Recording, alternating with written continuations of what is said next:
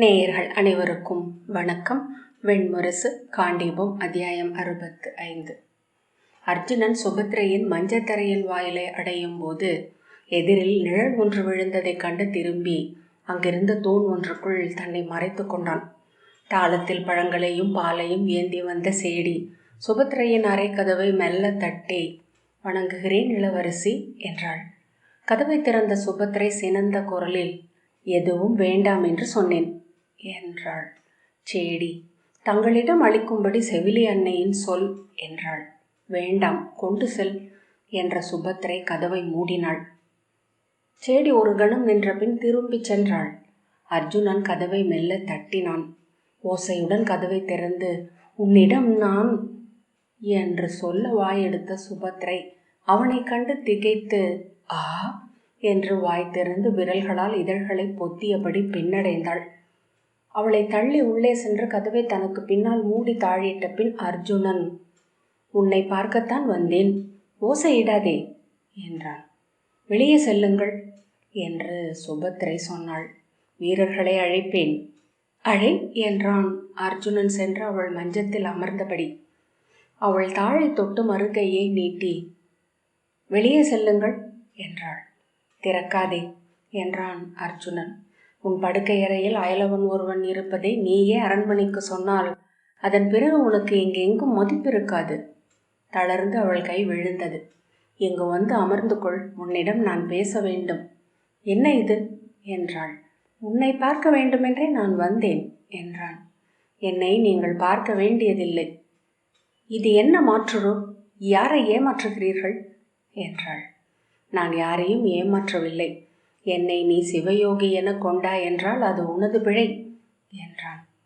"நான் உங்களை சிவயோகி என்று எண்ணி அர்ஜுனனை பற்றி பேசும்போதெல்லாம் நீங்கள் அதை ஒப்புக்கொண்டீர்கள், என்னிடம் பொய்யுரைத்தீர்கள்" என்றாள். "நான் பொய்யுரைக்கவில்லை, உண்மையை சொல்லவில்லை, அவ்வளவுதான். இரண்டுக்கும் வேறுபாடு உள்ளது" என்றான் அர்ஜுனன். "நான் அறிவேன். பொய்யுரைத்தும் மாற்றுரு கொண்டும் பெண்களை கவர்ந்து வென்று செல்வது உங்கள் இயல்பு என்று. அந்த பட்டியலில் ஒருத்தி அல்ல நான். இக்கணமே வெளியேறுங்கள்" என்றாள். "வெளியேறவில்லை என்றால்?" என்றான் அர்ஜுனன். "ஒன்று செய்ய என்னால் முடியும்" என்றாள். "என் வாளை எடுத்து கழுத்தை வெட்டி கொள்வேன். குருதியுடன் இங்கு கிடப்பேன். அப்பழியை சிவயோகியான நீங்கள் சுமந்தால் போதும்" என்றாள்.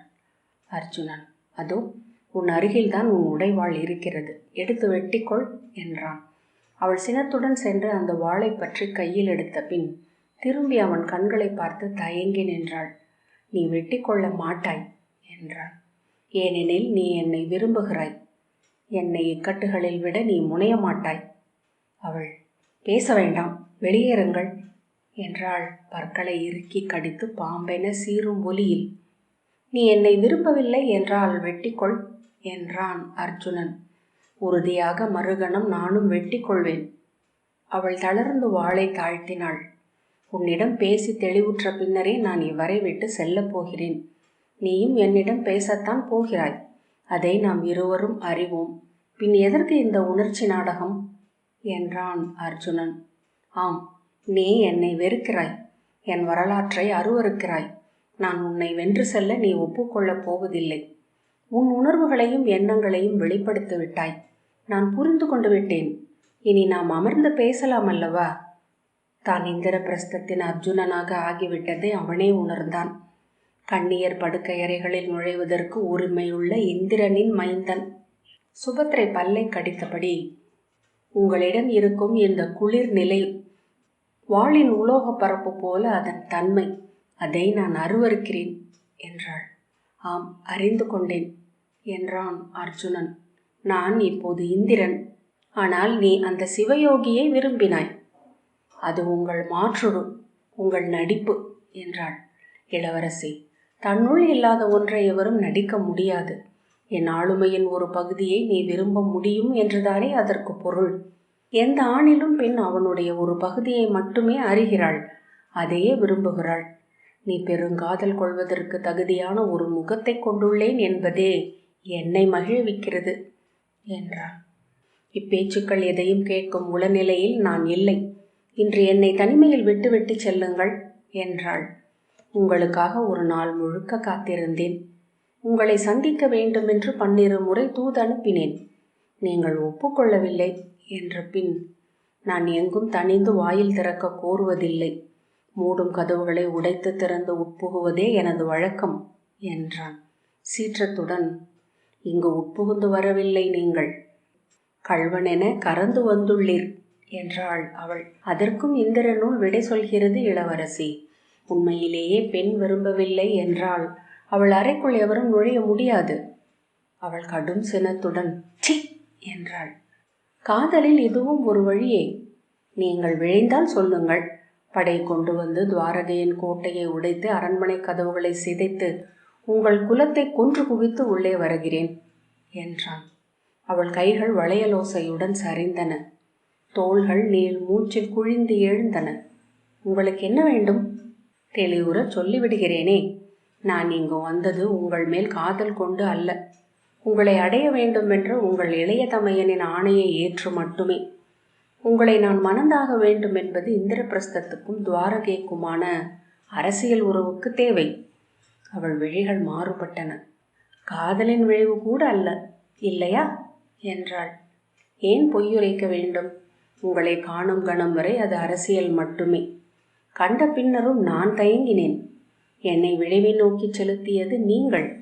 உங்களை முத்தமிட்ட பின்னரே விரும்பத் தொடங்கினேன். ஒரு பெண்ணின் அனலினும் விளைவை வெல்லும் ஆண்மகன்கள் சிலரே, நேமிநாதரை போல. அவள் மேல் மூச்சு விட்ட போது முலைகள் எழுந்து அடங்கின.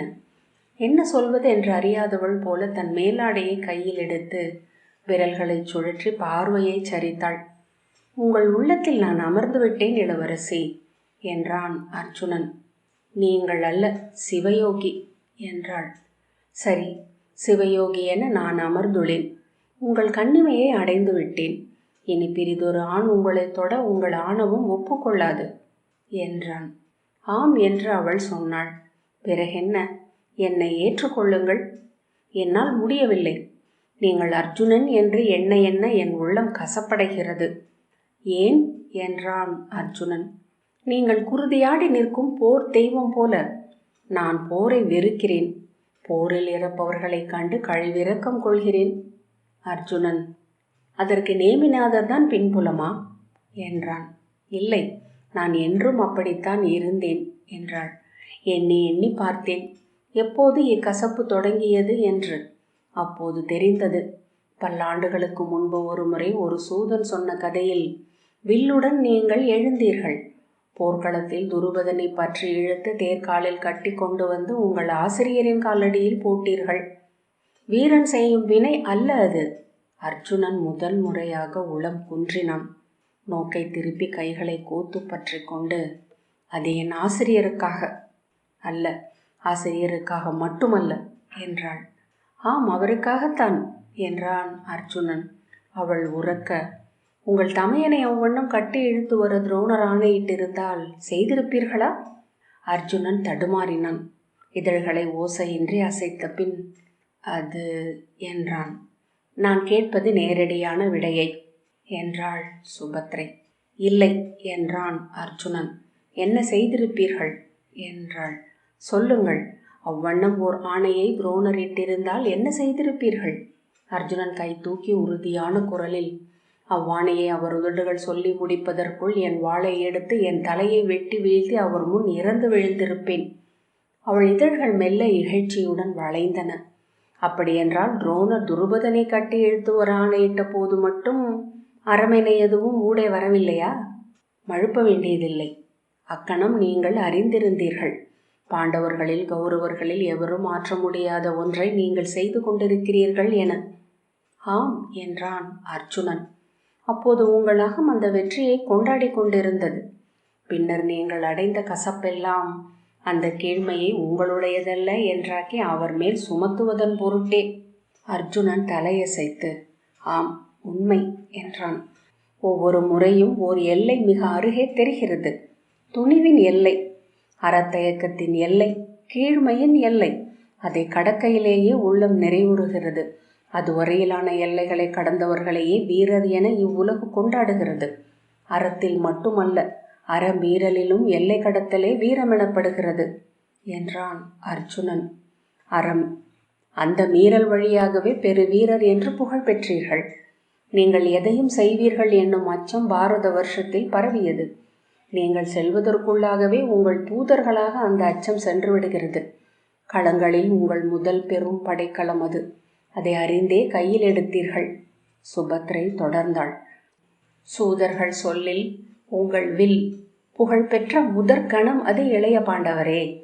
நீங்கள் அடைந்த அனைத்து வெற்றிகளும் புகழும் அந்த தருணத்திலிருந்தே தொடங்குகின்றன. அந்த தருணத்திலிருந்தே என் கசப்பும் தொடங்குகிறது. அர்ஜுனன். அதற்கு நான் ஒன்றும் சொல்வதற்கில்லை. வீரன் படைக்கலம் ஏந்துவது அறத்தின் பொருட்டே என நூல்கள் சொல்கின்றன. ஆனால் முற்றிலும் அறத்தில் நின்று படைக்கலம் கொண்ட வீரன் எவனும் மண்ணில் இதுவரை நிகழ்ந்ததில்லை. பேரறத்தான் என்ற நூல்கள் புகழும் ராமனும் மறைந்திருந்து வாலியை கொன்றவனே என்றான். அச்சொற்களாலேயே இயல்பு நிலை மீண்டும் புன்னகைத்து, ஒன்று அறிக, இயல்பிலேயே அறமும் வீரமும் ஒன்றுடன் ஒன்று முரண்படும் இரு திசைகளை கொண்டவை. அறம் என்றும் ஆக்கத்தை உண்ணுகிறது, வீரமோ அழிவில் உவகை கொள்கிறது. முற்றிலும் பொருந்தாத ஒன்றை உயர்கனவொன்றில் பொருத்தி வைத்துள்ளனர் மூதாதையர். வில்லேந்தும் இளையவனுக்கு அக்கனவை இளமையிலேயே அளிக்கிறார்கள். படைக்கலம் என அக்கனவை ஏந்தி களம் புகும் அவன் அங்கு முதற் கணத்திலேயே அனைத்தும் அக்கனவிலிருந்து விலகி விடுவதை காண்கிறான். துரோணரின் முன் துருபதனை வீழ்த்திய கணம் நான் என் கனவிலிருந்து விழித்து கொண்டேன். படைக்கலங்களை பற்றி வீண் மயக்கங்கள் எதுவும் எனக்கில்லை. அவை அறத்தையோ தெய்வங்களையோ நிலைநாட்டுபவை அல்ல, கொல்பவை மட்டுமே என்றான்.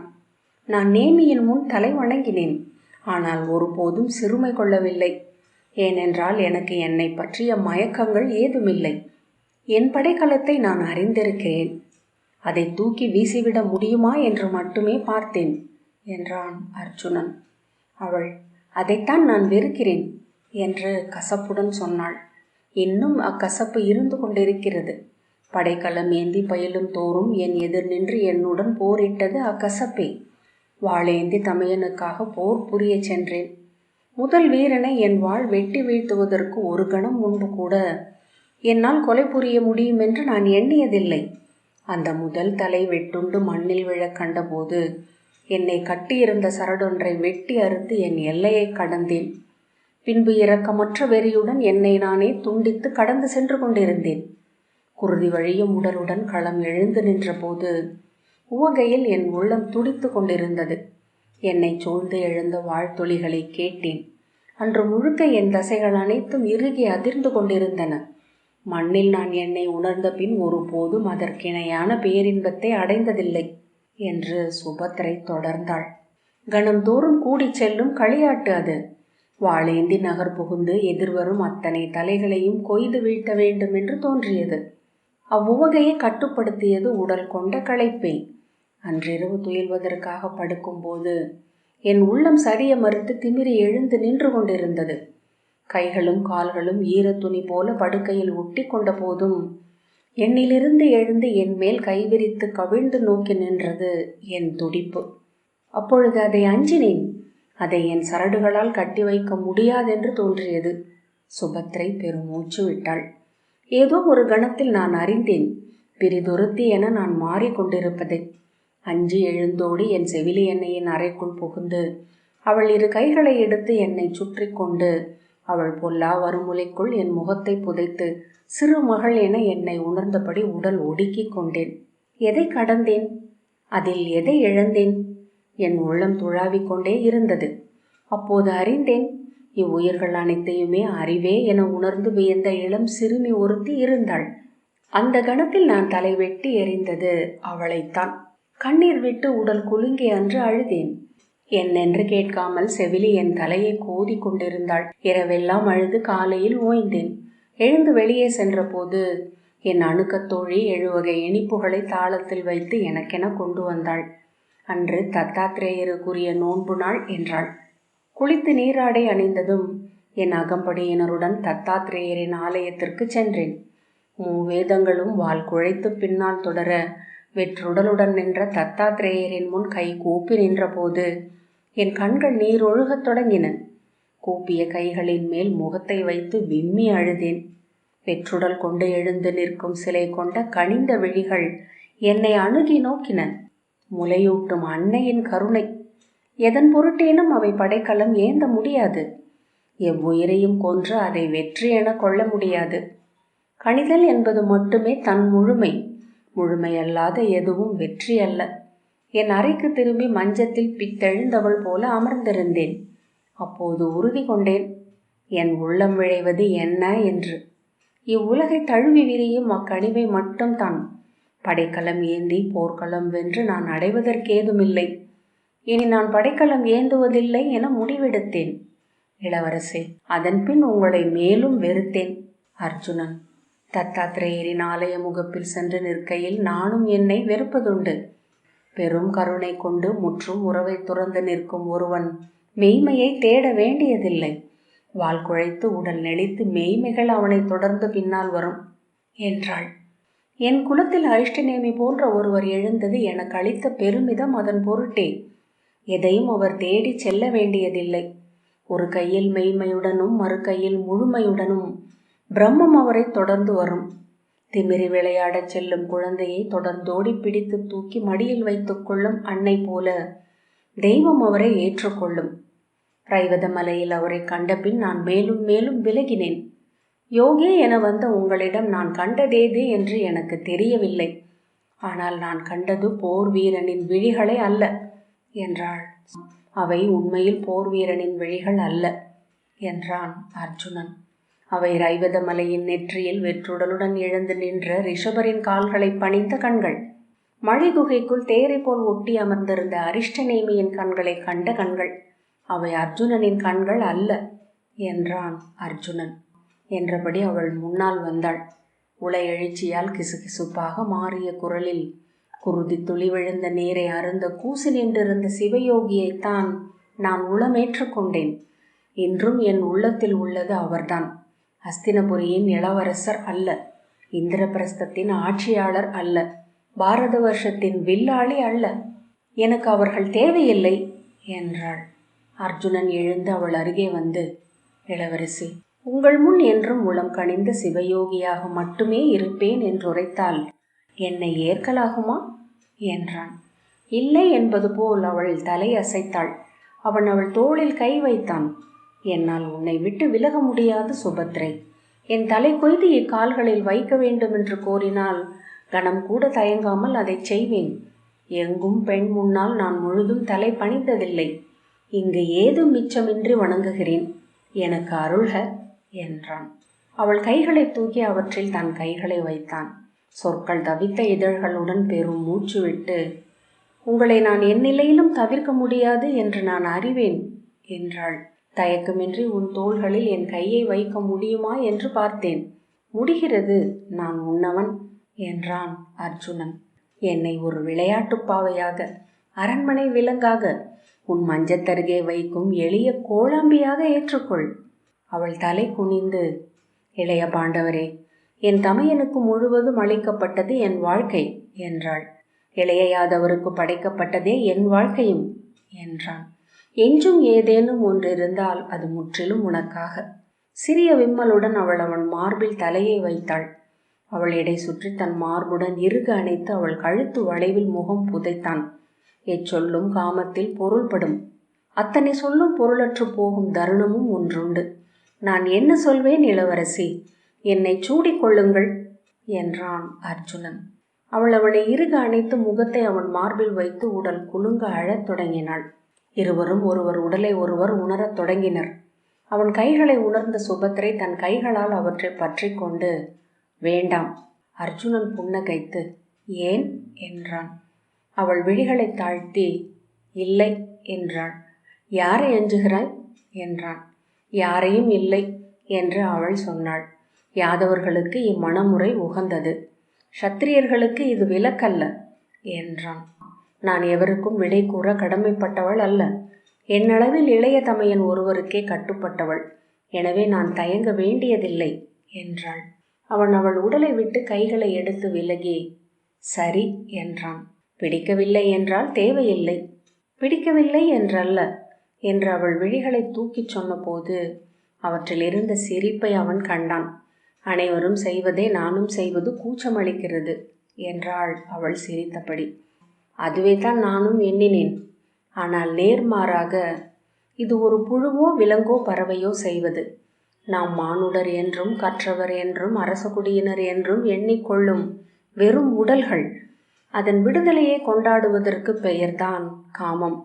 காமத்தை அறிந்த பின் நீயும் இச்சொற்களை உணர்வாய். அச்சொல் வேண்டாமே என்று அவள் முகம் சுளித்தாள்.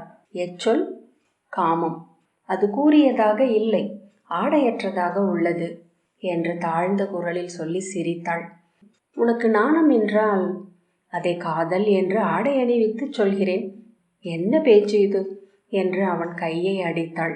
அவன் கையை பற்றி சற்றே வளைத்து அவளை இழுத்து தன்னுடன் சேர்த்து கொண்டு, இன்னும் என்ன என்றான். இத்தருணத்தில் உங்கள் பிற நாயகியரை பற்றி எண்ணாமல் இருக்க என்னால் முடியவில்லை என்பதை வியக்கிறேன். அது இயல்புதானே என்றான். பிற நாயகியரும் முந்தையவளை பற்றியே கேட்டனர். உலூபியை சித்ராங்கதையை நான் ஒரு பொருட்டென எண்ணவில்லை. ஆம், அதுவும் இயல்புதான் என்றான். அவள் எப்படிப்பட்டவள் என்றாள் சுபத்ரை. நீ என்ன எண்ணுகிறாய் என்றான். சக்கரவர்த்தினி என்று சொல்லி வளர்க்கப்பட்டவள். எனவே சக்கரவர்த்தினி என்று பிரிதொரு ஆளுமையை சூடிக்கொள்ள அறியாதவள். அர்ஜுனன் சிரித்து ஆம் என்றான். அவள் அமரும் பீடங்கள் அனைத்தும் அரியணைகளே என்று ஒரு சூதன் பாடினான். அரியணை என்று பிற பீடங்களில் அவளால் அமர முடியாது என்று நான் புரிந்து கொண்டேன். அர்ஜுனன் உண்மை என்றான். பின்பு, பாரத வருஷத்தின் பெண்கள் அனைவருமே அவளை பற்றித்தான் அறிய விரும்புகிறார்களா? ஆம், அது இயல்புதானே. அத்தனை பெண்களுக்குள்ளும் ஒரு பேரரசி பகற்கனவாக வடிவம் கொண்டிருக்கிறாள். மண்ணில் திரௌபதி அவ்வடிவில் இருக்கிறாள். அவளாக மாறி நடிக்காத பெண் எவளும் இங்கு இருக்கிறாள் என்று நான் எண்ணவில்லை. வெளியே தாளமேந்தி செல்லும் எளிய செடி கூட உள்ளத்தின் ஆழத்தில் திரௌபதி தான். அர்ஜுனன் மஞ்சத்தில் அமர்ந்து அவள் கைகளை பற்றி அருகிலே அமர்த்தி கொண்டான். அவள் தன் கையை அவன் கையுடன் கோத்து தோளில் தலை சாய்த்து, தொட்டு கொண்டிருப்பது எத்தனை இனிதாக இருக்கிறது என்றாள். யாரை தொடுகிறாய்? சிவயோகியையா அர்ஜுனனையா என்றான். அந்த பேச்சு வேண்டாம் என்றாள். இப்படி எண்ணிப்பார். பொன்னாலான ஓவிய செதுக்கு உரை. அதற்குள் வாழ் இல்லை என்றால் அதை வாளுரை என்று கொள்ள முடியுமா என்றான். அதை பற்றி பேச வேண்டாம் என்றாள். இங்கு நான் யாராக இருக்க வேண்டும் என்று அவன் கேட்டான். எப்போதும் சிவயோகிதான் என்றாள். எப்போதுமா என்று அவன் கேட்டான். ஆம், எப்போதும் தான் என்றாள் அவள். அர்ஜுனன் அது ஒன்றும் அரிதல்ல. சிவயோகி என்பது என் நடிப்பும் அல்ல என்றான். பின்பு, காமத்தில் தானென இருந்து திளைப்பவர் சிலரே. மாற்றுருக்களில் ஒன்றுதான் நம் மேடையில் இனிது ஆட முடியும். ஏனென்றால் அது நகக்காயங்களும் பற்காயங்களும் படுவது, குருதி ஊற மாறி மாறி கிழிக்கப்படுவது. மாற்றுரு என்றால் புண்படுவது தானல்ல அவ்வுரு என ஆகும் அல்லவா என்றான். என்ன சொல்கிறீர்கள் என்றே புரியவில்லை என்றாள். என்றோ ஒரு நாள் வெற்றுடலுடன் வெற்று உள்ளத்துடன் நீ என்னை காண்பாய்.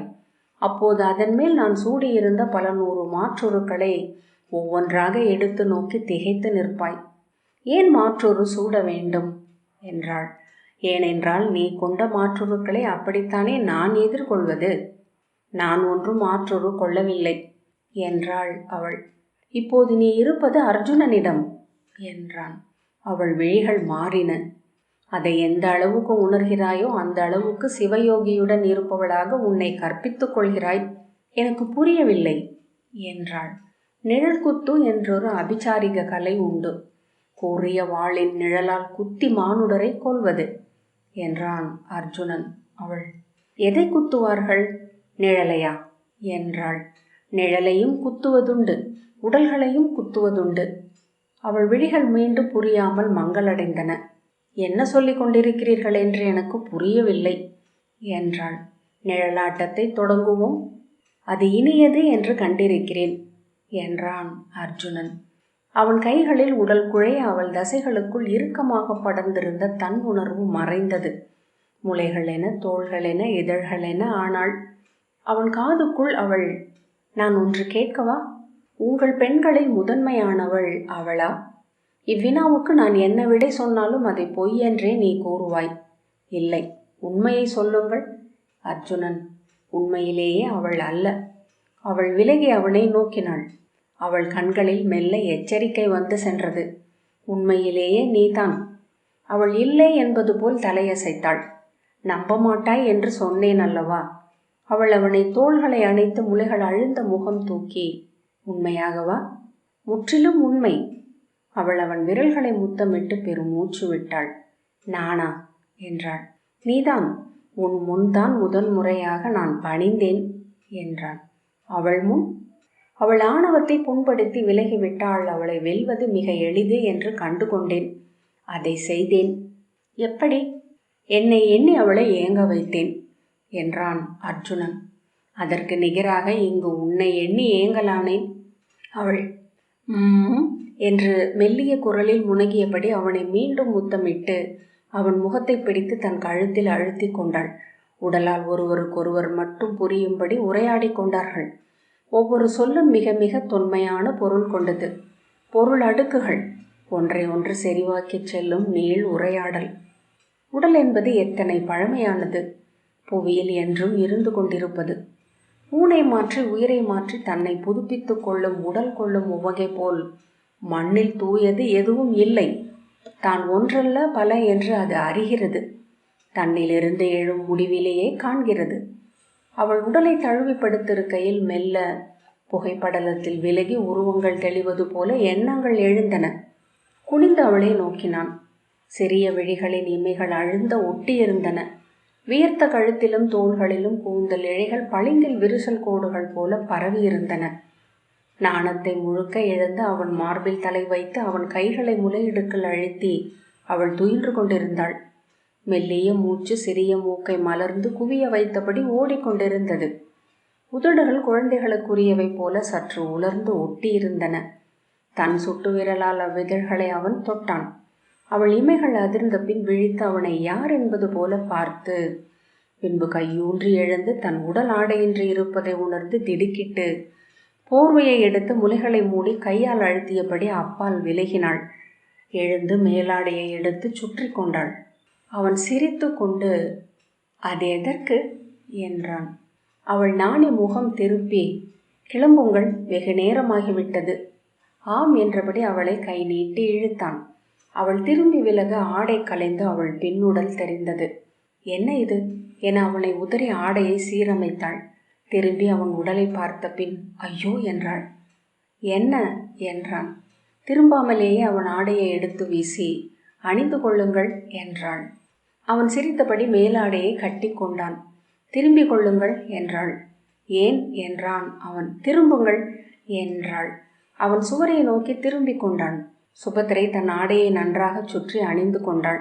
நான் கிளம்புகிறேன் என்றான் அவன். எப்படி என்றாள் அவள். எவர் விழிகளுக்கும் தெரியாது வரும் கலை எனக்கு தெரியும். செல்லும் கலை இன்னும் எளிது என்றான். இல்லை, இப்போது அத்தனை விழிகளும் பார்க்கவே நீங்கள் செல்ல வேண்டும் என்றாள். என்ன சொல்கிறாய் என அவன் திகைப்புடன் கேட்டான். கறந்து வந்தது நீங்கள், அதில் எனக்கு பொறுப்பில்லை. ஒளிந்து நீங்கள் சென்றால் அக்களவில் நானும் பொறுப்பு என்றாகும். நான் துவாரகையின் இளவரசி. ஒளித்து எதையும் செய்ய வேண்டியதில்லை. அது எனக்கு பீடல்ல என்றாள். என்ன செய்ய போகிறாய் என்றான்.